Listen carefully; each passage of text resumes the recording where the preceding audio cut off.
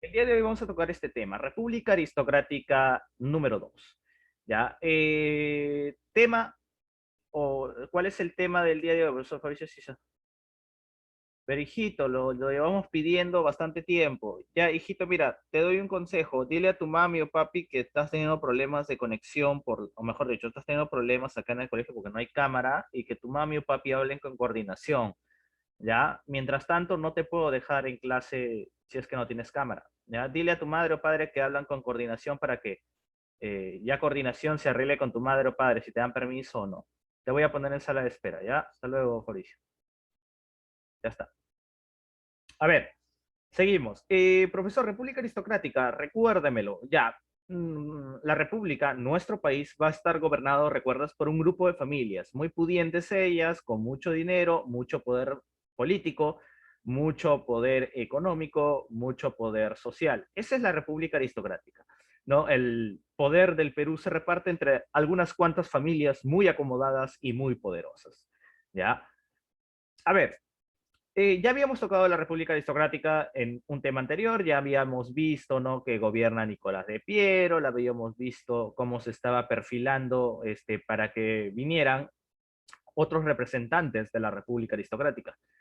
Ahora ya vamos a hablar netamente de los gobiernos como tal. Tenemos al gobierno de el señor López de Romaña, ¿no? Profesor Eduardo López de Romaña, no, nunca se te habla o nunca se menciona a Eduardo López de Romaña, siempre es López de Romaña, a secas, ¿ya?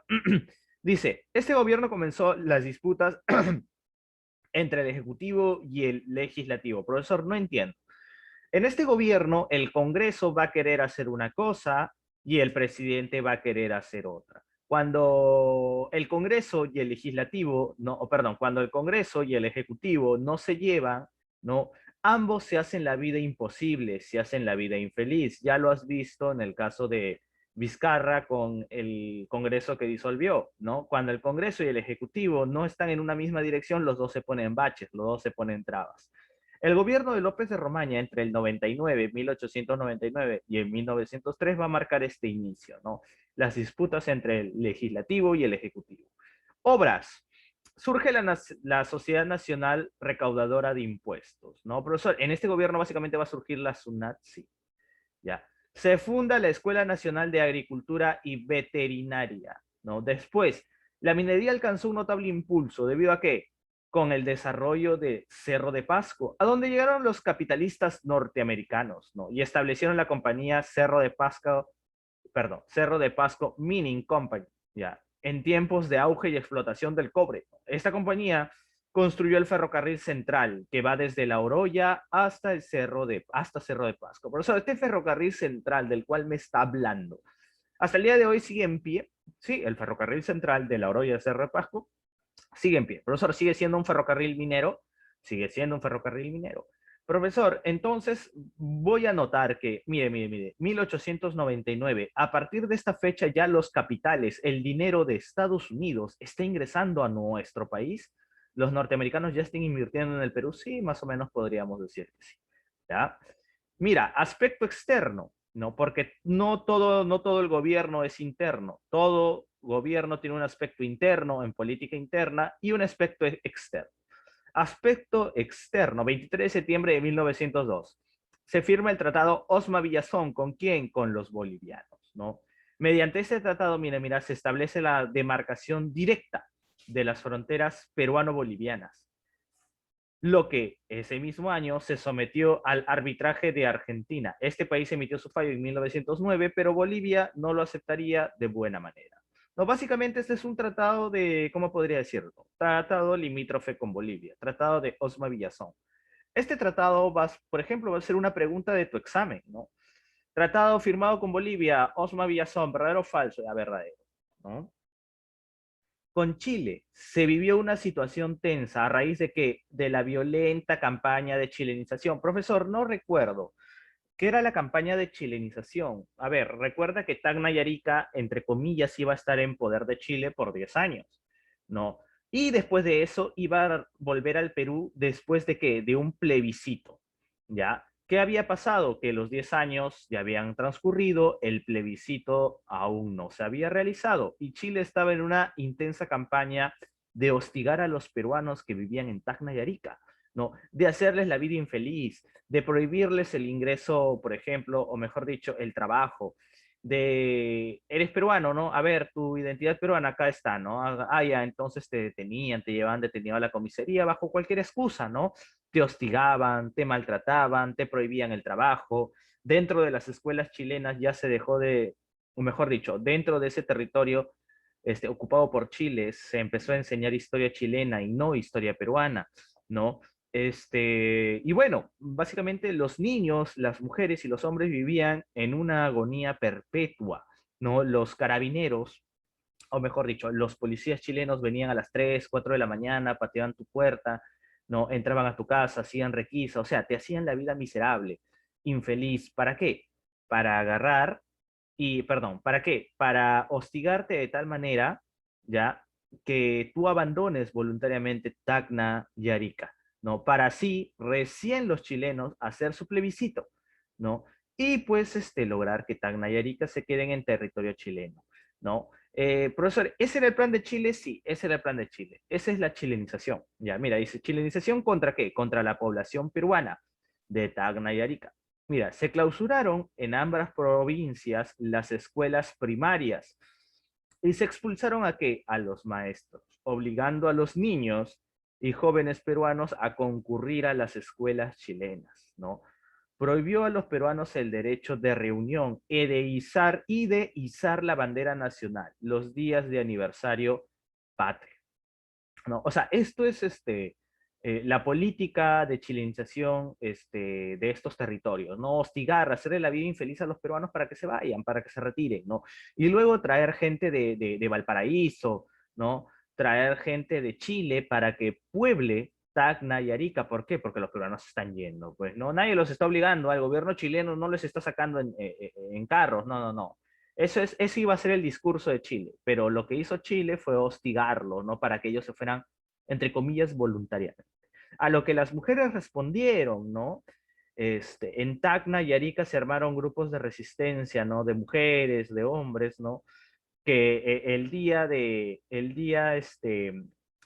los días festivos, ¿no? Que era 28 de julio, etcétera, ya, se podía sacar, o mejor dicho, ellos sacaban la bandera a pasear, ¿no?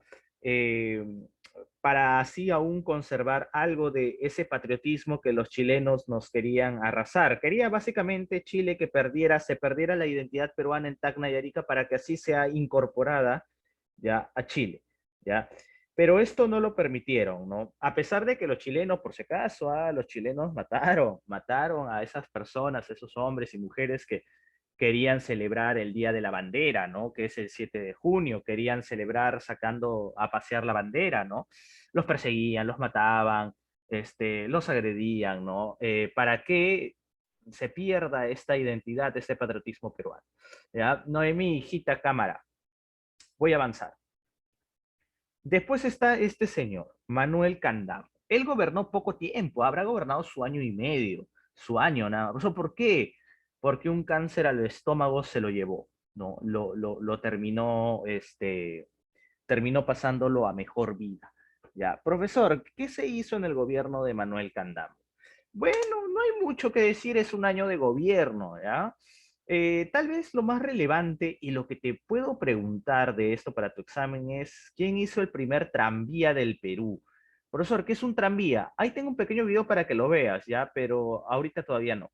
Dice, obras y hechos. Antes de pasar a obras y hechos, ¿no? Y dice, en la campaña eleccionaria de 1903, el Partido Civil, unido con el Constitucional, lanzó la candidatura de qué? Del jefe del civilismo, don Manuel Candamo.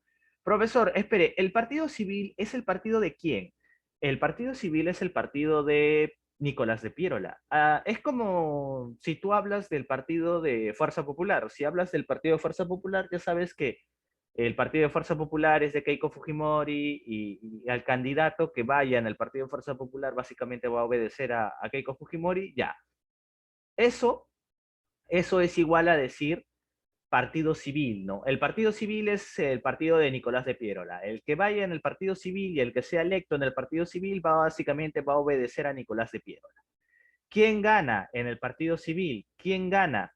¿No? En el partido civil va a ganar Manuel Candamo, ¿no? Básicamente es el representante de Nicolás de Piérola, básicamente, ¿no? Dice, lanzó la candidatura... ¿Qué tenemos? ¿Qué tenemos? Claro, claro, claro, Luis Antonio. Vaya, vaya. Dice, la candidatura del jefe del civilismo Manuel Candames. Lo acompañó en la primera vicepresidencia Lino Alarco, en la segunda vicepresidencia Serapio Calderón, ¿no? Candamo no tuvo opositor debido a que el Partido Demócrata se abstuvo de participar en las elecciones, ¿ya? Obras y hechos. Huelga de gremio de jornaleras del Callao, de jornaleros del Callao. ¿Para qué? Para solicitar el aumento jornal diario, ¿no? Y labores de 8 horas útiles de trabajo. Acá la gente en 1904 ya estaba solicitando las 8 horas de trabajo. Ya quería, profesor, ¿por qué no trabajaban 8 horas? No, trabajan 12, 15 horas, ¿ya? Lo que para ti puede ser una barbarie, en ese tiempo era lo normal, ¿no? Los empresarios en ese tiempo decían, no, pues trabajar 8 horas, ¿qué? Ya no vamos a ganar nada, no va a haber producción, eso es imposible, los negocios se van a caer. Básicamente lo que siempre dicen para no darle mejor calidad de trabajo, o mejor dicho, mejor calidad en el trabajo a los trabajadores, ¿no? Ley de ferrocarriles, ¿no? ¿Para qué? Para promover las líneas férreas. Profesor, un momento, ¿el Perú no tenía ferrocarriles? Bueno, recordemos el gobierno de Balta. ¿Recuerda el gobierno de Balta? Henry Meigins. Henry Meigins construyó ferrocarriles defectuosos, horribles, corruptos, sí. Algunos de ellos sí funcionaban, otros no funcionaban. Ya, profesor, ¿qué pasó con los ferrocarriles que funcionaban? Recuerdas, guerra con Chile, fueron destruidos. Y los que aún funcionaban, recuerda, que se los dimos por 66 o 60 años a la compañía Grace. ¿Ya? Después se inaugura el primer ferrocarril eléctrico transurbano. ¿No? Profesor, ferrocarril eléctrico transurbano. Tranvía, profe, tranvía. Sí, tranvía, ¿no? Que iba de Lima al balneario de Chorrillos. Profesor, ¿cómo es un tranvía? ¿Qué es eso, profesor? Nunca lo he visto. Sí, sé que nunca lo has visto porque yo solo lo he visto una vez. Si yo solo lo he visto una vez, debo suponer que tú nunca lo has visto. Presta atención para que veas cómo... De paso, este video es más o menos como que de 50 años atrás, o tal vez de 70. Pero ahí vas a ver el tranvía, ¿ya?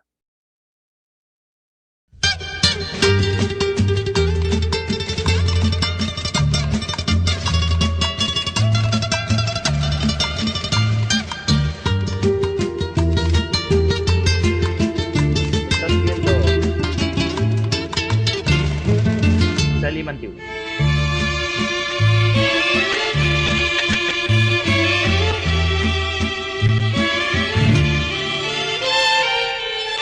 Ya, eso que... rayos, disculpa. Ya, ahorita va a pasar el tranvía, ¿ya?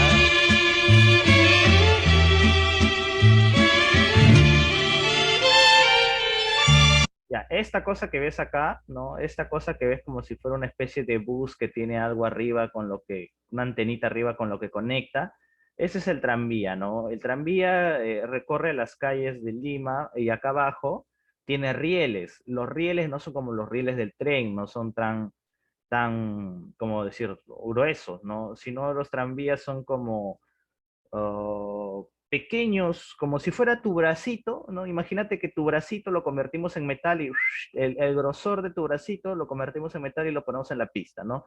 Y sobre eso ponemos esta cosa que ves acá, ¿no? Que es un ferrocarril guiado, o que va por esos pequeños rieles eléctricamente. Y ahí lo ves. Por estas cositas se conectan a cables eléctricos acá arriba y lo hacen transportar gente. Ahí está el tranvía.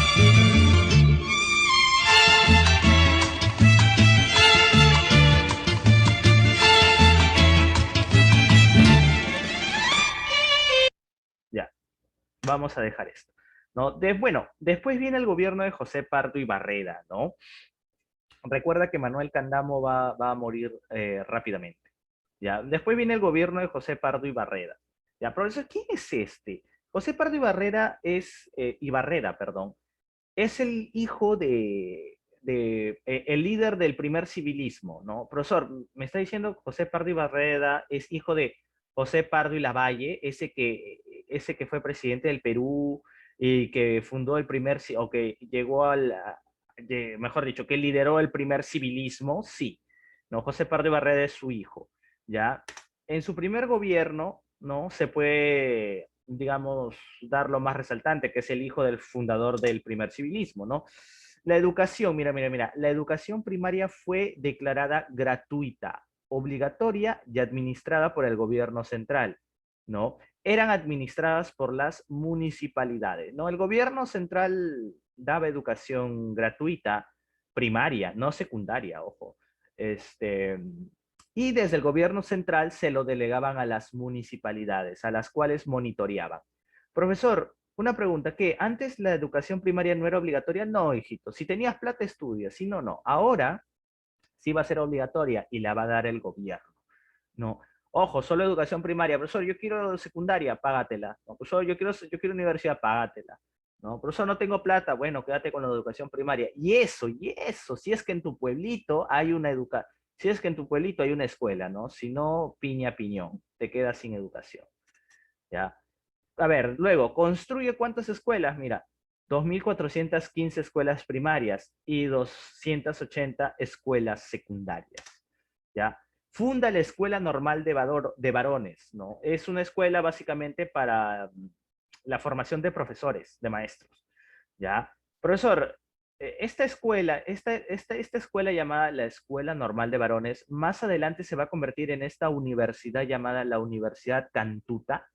Sí, la universidad que es la Universidad Cantuta o Enrique Guzmán y Valle va a salir de esto, de la Escuela Normal de Varones, fundada por José Pardo y Barreda, ¿no? Mira, también funda la Escuela Normal de Mujeres, ¿no? La Escuela de Artes y Oficios y Educación Técnica y escuelas nocturnas e industriales, ¿no? Permite el ingreso femenino a las universidades. ¿Qué, profesor? Yo era una mujer, ¿no? Y no podía ingresar a la universidad.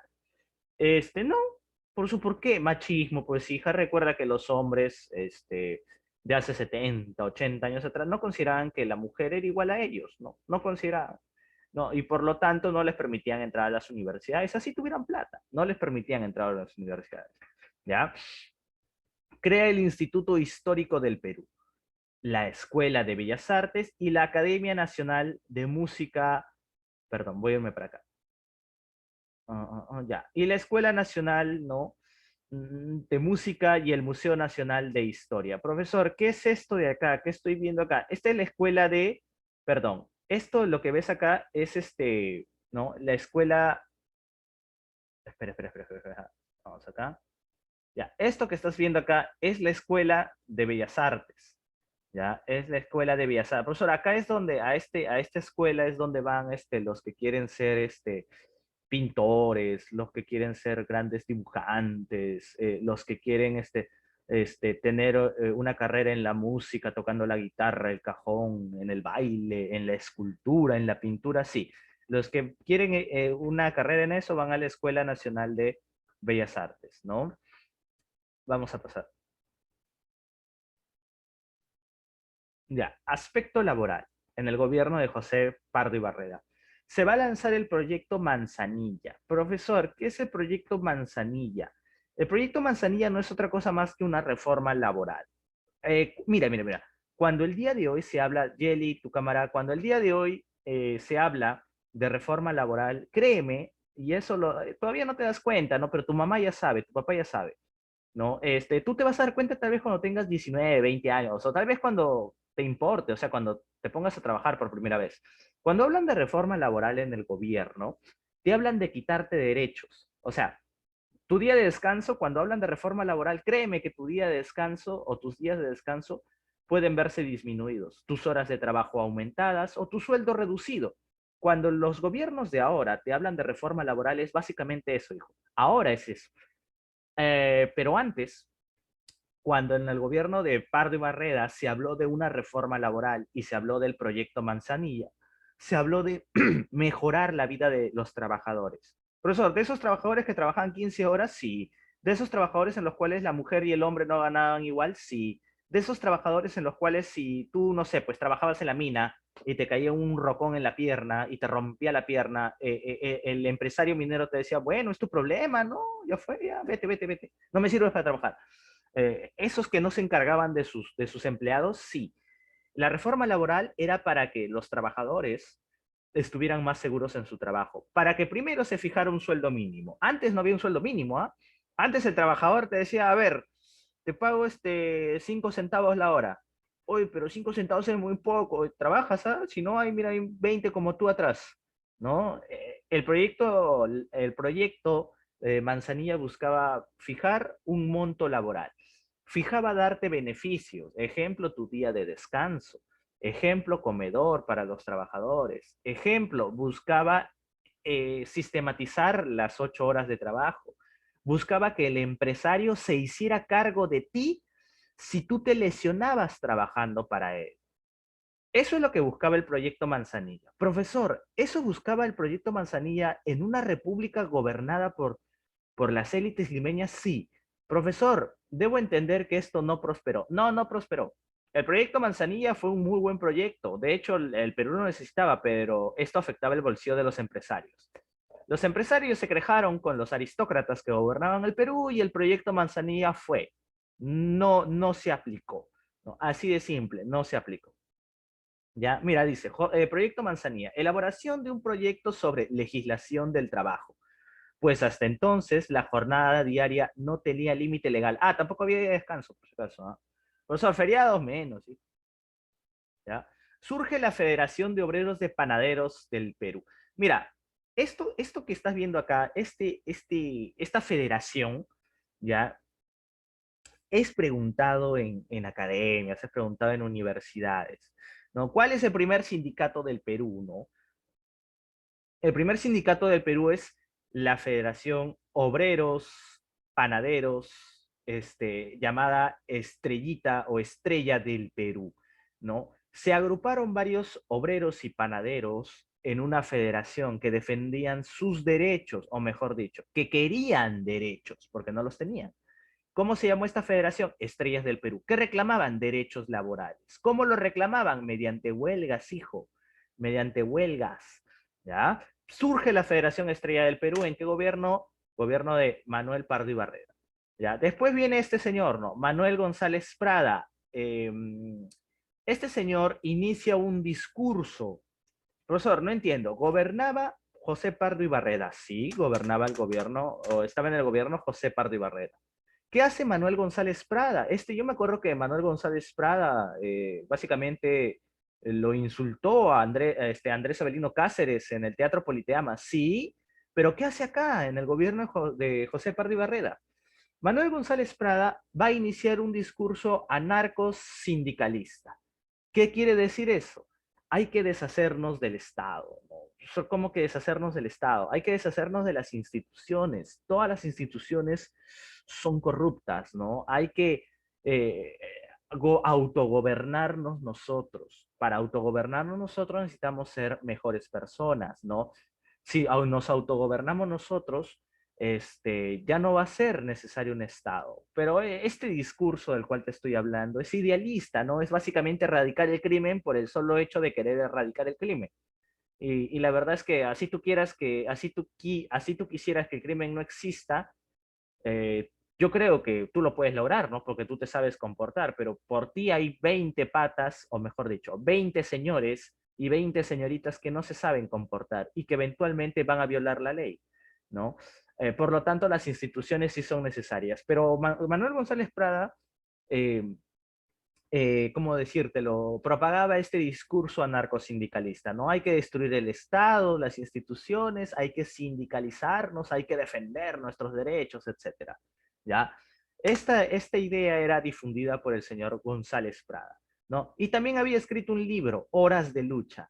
En este libro llamado Horas de Lucha, Manuel González Prada narra cómo enfrentó al ejército chileno en la resistencia de Lima. ¿Qué, profesor? Este poeta llamado González Prada, el fundador del anarquismo o del anarcosindicalismo en Lima, ¿Luchó contra el ejército chileno que ingresó a Lima? Sí, claro, él estuvo ahí presente, ¿no?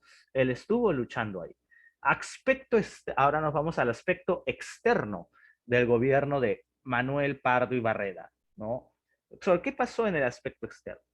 Dice, incidente entre caucheros y brasileños, entre caucheros brasileños y caucheros peruanos. No entiendo, profesor.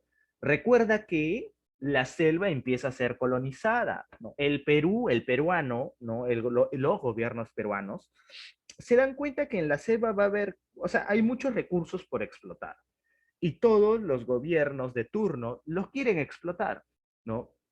¿Qué pasa acá?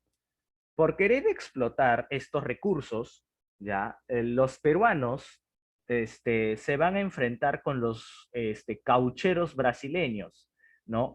Que no, que este es mi bosque, que yo saco caucho de acá, no, que yo saco caucho de acá, y se van a agarrar a balazos, y se van a agarrar a machetazos, ¿no? Y el gobierno peruano va a tener que hablar con el gobierno brasileño para ver qué pasó acá, ¿no? Fue un pequeño incidente entre Brasil y Perú, ¿solo por qué? Porque los caucheros brasileños habían ingresado o habían penetrado muy adentro del territorio peruano, ¿no? Por eso es que los peruanos encontraron a estos caucheros brasileños y por eso es que surgió este intercambio, ¿no? Profesor, una pregunta. ¿Para qué se usaba el caucho? ¿Para qué se usaba el caucho? Ya lo vimos la clase pasada, ¿no? ¿Se usaba para qué? Para crear las llantas de los automóviles. ¿Ya? Vamos a pasar. Chile continúa un proceso de qué? De chilenización contra qué? Contra la población de Arica, ¿ya? De Tacna y Arica. O sea, los chilenos seguían con el empeño o el afán de votar a todos los peruanos de Tacna y Arica, ¿no? Profesor, no le creo que los chilenos hayan hecho eso. Sí, mira, acá hay unos testimonios, te he traído unos testimonios de cómo los chilenos hostigaban a los peruanos en Tacna y Arica. Presta atención, ¿ya? Estaba conformada por lugareños que conservaron su nacionalidad y migrantes enganchados de Puno y Arequipa. Ellos son los tarapaqueños peruanos. Un momento, un momento, un momento, un momento.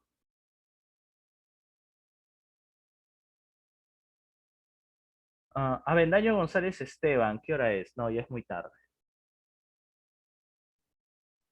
Protagonistas de esta historia. Don Francisco Ariste, nacido en 1912, recuerda cómo extraían y procesaban el salitre. En los cerros había, que le llaman las calicheros, unas piedras especiales que iban unos técnicos peruanos que iban a poner dinamita, a buscar las minas, las vetas, que dan dinamita ahí, y ya descubrían que esa veta estaba buena. Al cargar ese material, y seguían la dinamita, porque ya le llamaban caliche esa piedra. Tiempo se usaba carreta, jalada por mula, la vaciaban ahí en la factoría, tenían unas máquinas donde descargaba la carreta y ese molino estructuraba todas las piedras. Y ya pasaba la harina, el polvo para la formación del salitre, lo cocinaban salitre. Carreteros, chancadores, corrales. Las hostilizaciones se manifestaron en saqueos. Un hueco y le limpiaban todo eso, lo rellenaban, lo metían al horno y eso con su ensalada, con su salsa de cebolla frita en aceite de ají colorado, con su vino. A pesar que los tarapaqueños peruanos se integraron a la comunidad salitrera, hubo años en que fueron víctimas de una política de chilenización. Las hostilizaciones se manifestaron en saqueos, obligación de cantar el himno nacional y cumplir con el servicio militar chileno, clausura de escuelas y periódicos peruanos, hasta llegar al máximo agravio, la expulsión.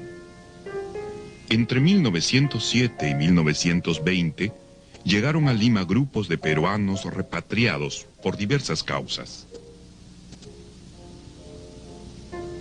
Doña Ana Luisa González, nacida en Arica en 1911, recuerda cómo eran marcadas las casas de los peruanos en Tarapacá.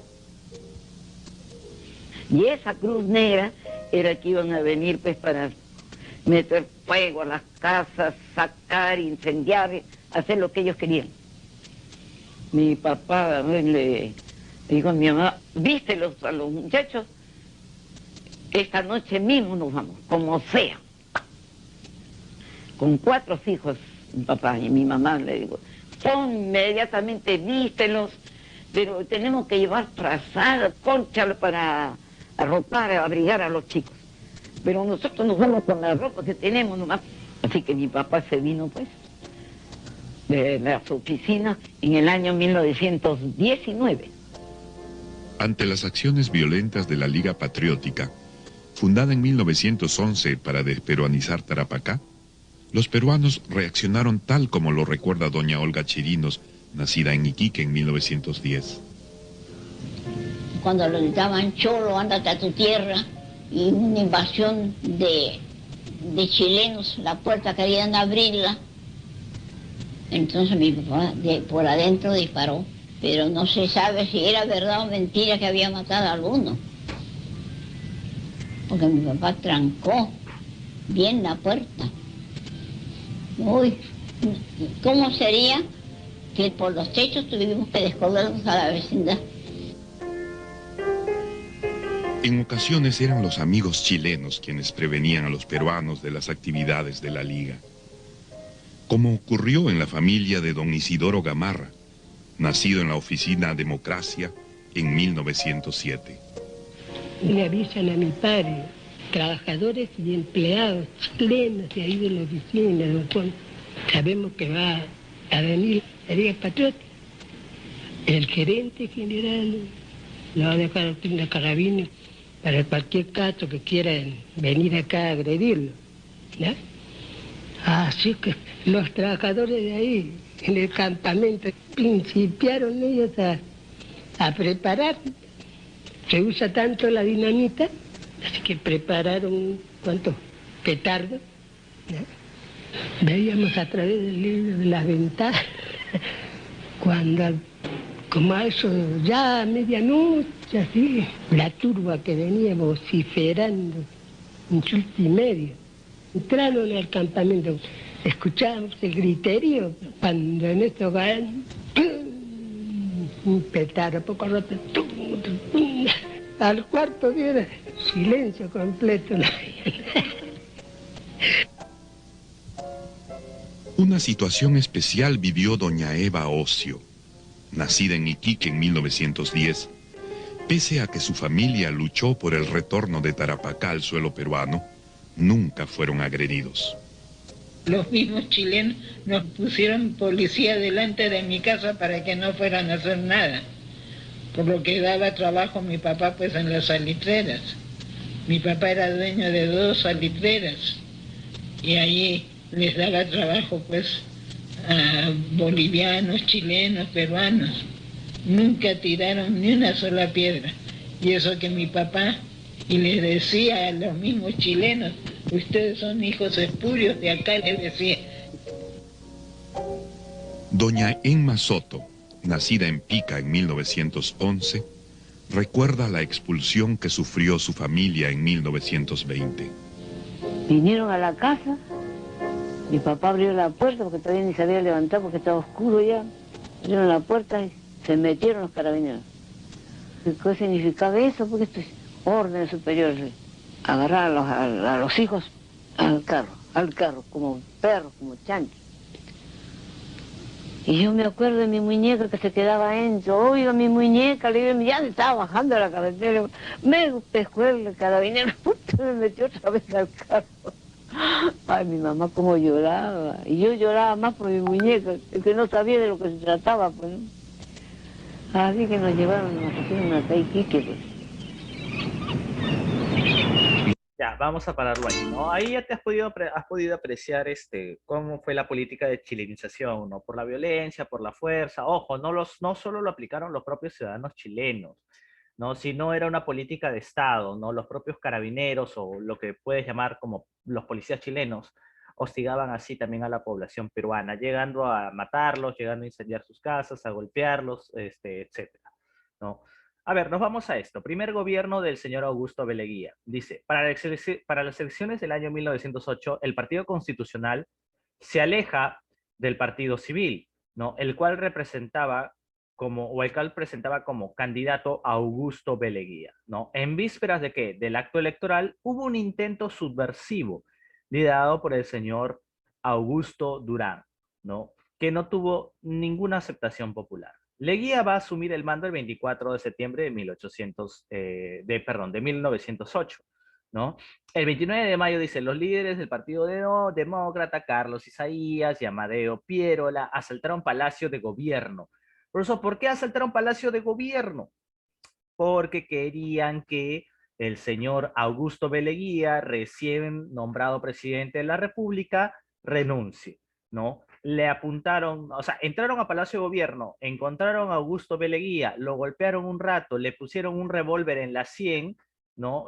Profesor, disculpe, yo no sé, ¿qué es la sien, profesor? ¿Qué es la sien? En esta partecita de la cabeza, ¿no? Le pusieron un revólver en la sien y exigieron su renuncia, a lo cual Leguía no va a renunciar y no va a escribir su renuncia en ningún documento. No lo amenazaron de muerte y Leguía aún así se negó a firmar su renuncia.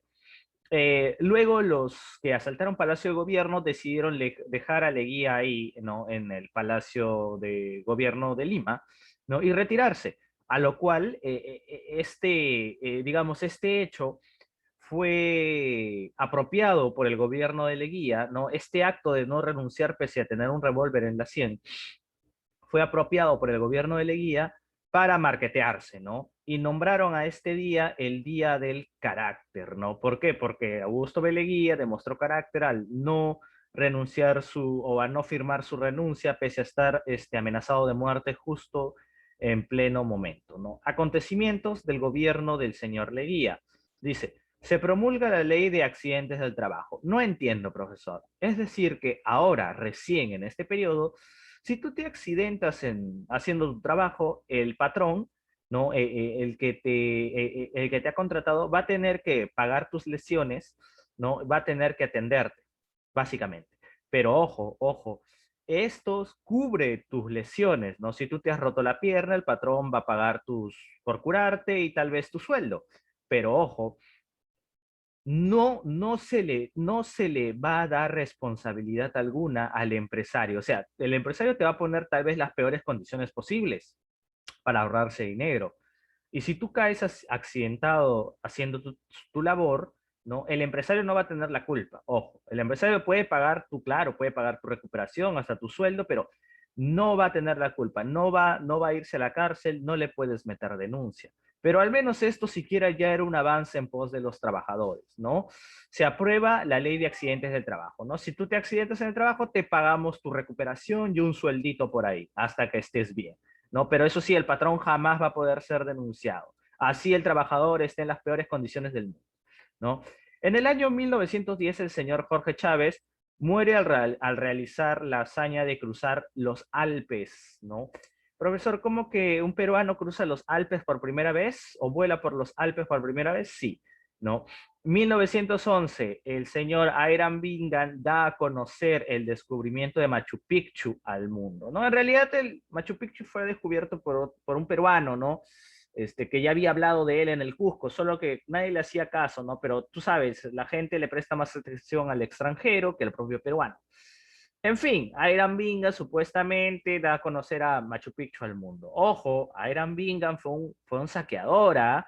Se llevó bastantes cosas de Machu Picchu sin permiso del Estado peruano y se lo dio a universidades norteamericanas. Ya, eso es robo, eso es saqueo. Ya, pero igual, acá en el Perú, cuando hablan de Hiram Bingham, dice, ay, el descubridor de Machu Picchu. Ya, tú sácate de la cabeza, este señor fue un saqueador de Machu Picchu. ¿Ya?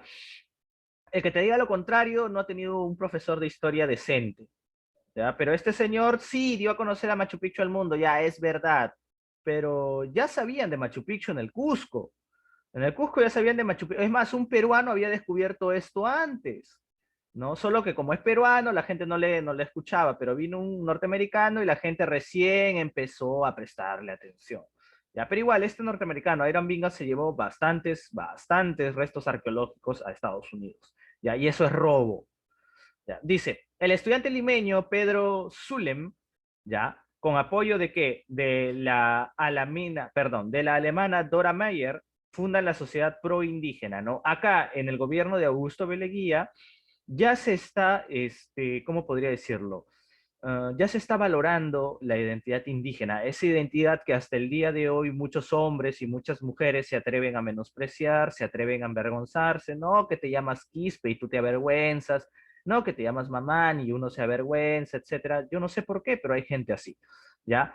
En 1909 ya se funda la Sociedad No Pro Indígena para valorar el legado indígena del Perú, ¿no? Para que la gente no se avergüence, no hay algo de malo en tener rasgos andinos, no hay nada de malo, hay algo de malo que tu mamá, tu papá puedan venir de la sierra o no, no hay nada de malo, ¿no?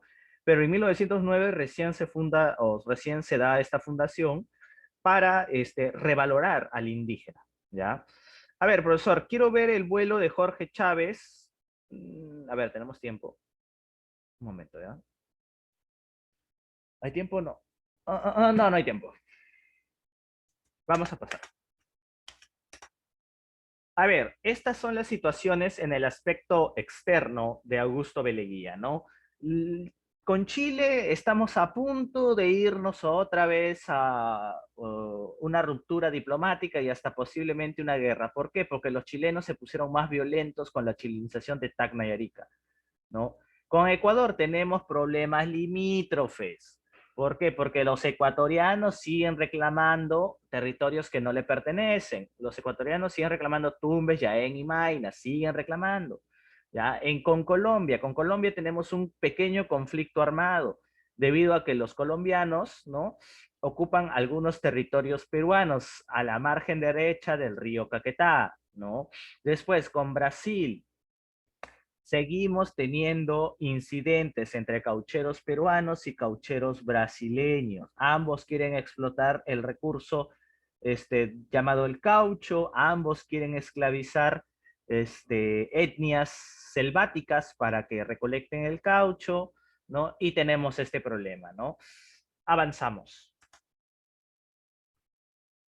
Esto acá, presta atención. Brasil. Con Ecuador, la situación casi de las agresiones. Acá vamos a ver un poquito de las dificultades del gobierno de Beleguía. Ya presta atención.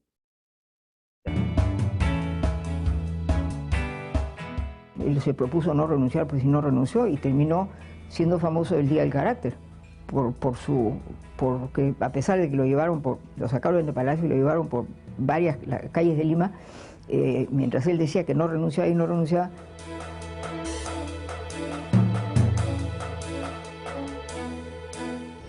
Finalmente, un piquete de caballería al mando del alférez Enrique Gómez llegó hasta aquí para liberar al presidente. Cuentan que esto quedó regado de cadáveres. La ciudadanía le expresó su apoyo a Leguía reconociendo su valiente acto y el gobierno nombró ese día como el Día del Carácter.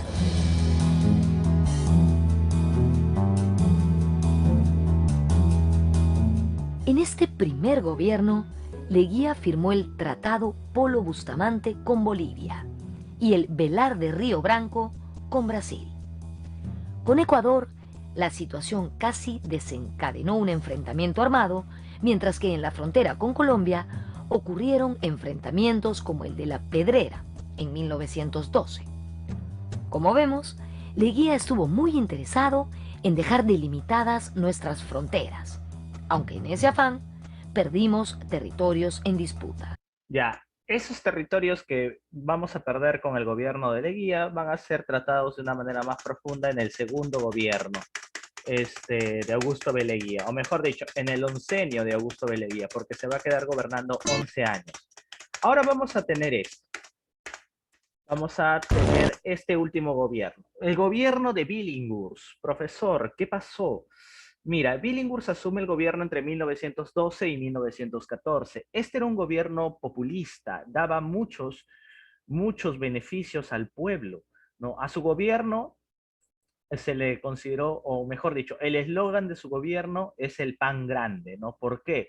Porque Billinghurst aseguró que por unos cuantos centavos te ibas a comprar un pan grande, ¿no? Aunque te suene un poquito tonto, un poquito sin sentido, ese era el eslogan de su gobierno y con ese eslogan llegó a la presidencia, ¿no? Billinghurst dio, o mejor dicho, dio la reglamentación de huelgas, ¿no? Si tú eres un trabajador y te quieres hacer una huelga, lo puedes hacer legalmente, ¿no? Dio la reglamentación de huelgas en 1913. También, ¿no? Le dio las 8 horas de trabajo, ¿no? A los jornaleros del Callao. Se fueron a huelga y los jornaleros del Callao van a conseguir las 8 horas de trabajo tan anheladas, ¿ya?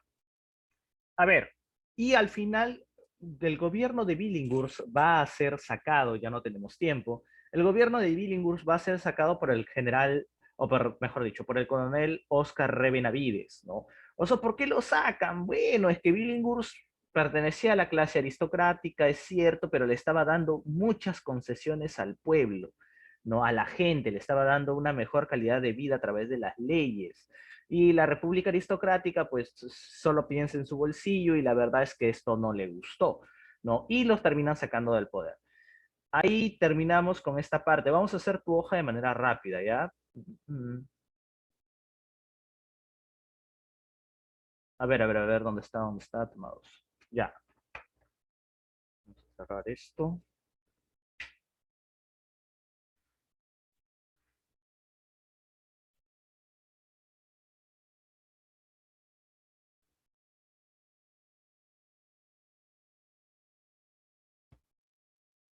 A ver, ven la hojita, ¿no?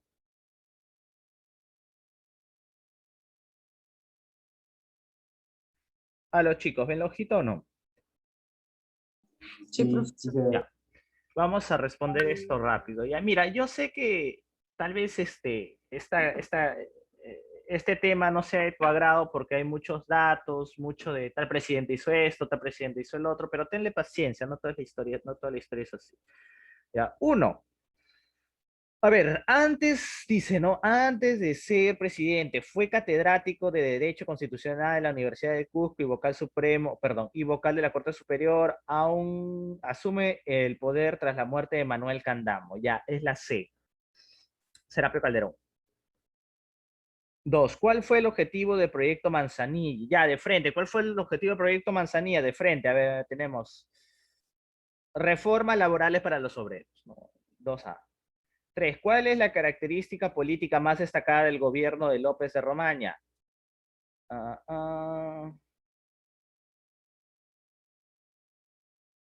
Mm. A ver, disputas con el legislativo. Disputas en el legislativo, ponle. 3C. La empresa norteamericana CR Pasco Mining Corporation, ya. La D. La 4 es Eduardo López de Romaña. 4D. 5. Institución creada para la administración de los recursos del estanco de sal. Un momento. La 5 es la D de dedo. 6. A diferencia de los presidentes anteriores a Billinghurst, este fue de carácter populista.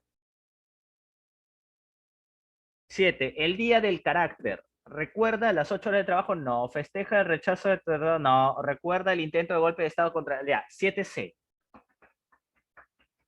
8. Reglamento de huelga de 24 de enero de 1900 fue firmado por, ya, el reglamento de huelgas fue firmado por el señor Guillermo Billinghurst. 8D. La primera victoria sindicalista en el Perú se dio con la huelga de jornaleros del Callao, no hay nada más que hablar.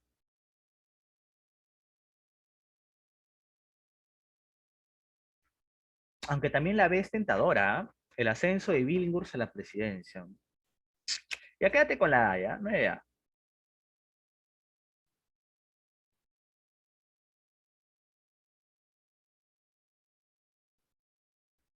Aunque también la C. Ya, bueno, sigamos. 10. En la República Aristocrática, en 1895-1914, llamada así por el historiador Jorge Basadre, el Estado peruano fue liberal burgués entre los años 1912 y 1914. Estuvo gobernado chicos, 1912 y 1914. ¿A quién lo sacan?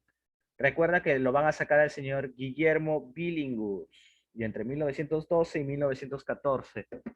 Ya, chicos, quédense, por favor, porque voy a tomar la asistencia, ¿ya? Arias Moisés Diego.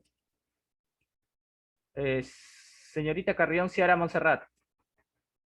Camila Ferro Mora. Ya puedes apagar tus cámaras, ya pueden apagar sus cámaras. Jessica Rodríguez Patiño. Gary José Sánchez Salvador. Gary. No está. Gary sí está, profe, su cámara. ¿Pero dónde está? No. Presente, profesor. Sí está. Pues sí, hijo, ¿por qué no contestas? Oye, hijito, tengo dos faltas tuyas, ¿ah? Casi te pongo falta en esta. Sí, Luis Ceballos Arizábal. Presente. Fabricio Sisa Peralta. Ah, no, fue retirado. Antonio Jean-Pierre Tello Bicharra. Esteban Avendaño González. Piero Dongo Villarreal. Leonardo Flores.